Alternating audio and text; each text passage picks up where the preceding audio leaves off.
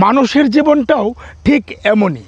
চৈত্রের খরা, শীতের রুক্ষতা, পরিশেষে বসন্তের আগমনী ঘটে মানুষের জীবনেও। এই ভাটফুলের মতো। এই ভাটফুল পথের ধারে জন্মে।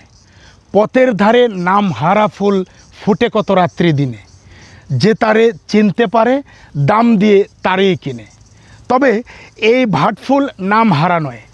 এই ভাটফুল নিয়ে অনেক কবিরা কবিতা লিখেছেন। এই ভাটফুল ফুটে বসন্তে, তবে এটা খুব অনাদরে ফুটে, আদরের দরকার পড়ে না।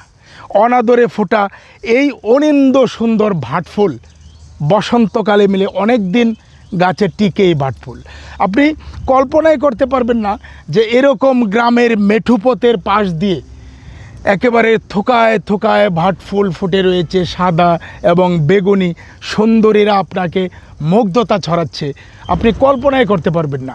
মানুষের জীবনটাও ঠিক এমনই। চৈত্রের খরা, শীতের রুক্ষতা, পরিশেষে বসন্তের আগমনী ঘটে মানুষের জীবনেও।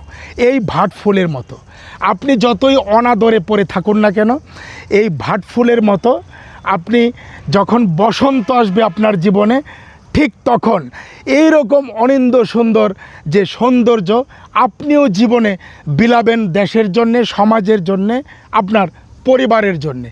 তাই শীতের রুক্ষতা, চৈত্রের খরা, যত কিছুই হোক না কেন কখনো ভয় পাবেন না।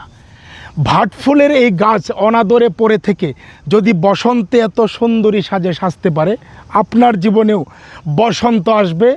আমার বিশ্বাস, আল্লাহর উপরে ভরসা রাখুন, নিশ্চিতভাবে এই ভাটফুলের যে জীবন, এই জীবনের মতো আপনার জীবনও ফুটে উঠবে। আপনি হতাশ হবেন না। এই ছিল হতাশ হওয়া মানুষের জন্যে গল্প।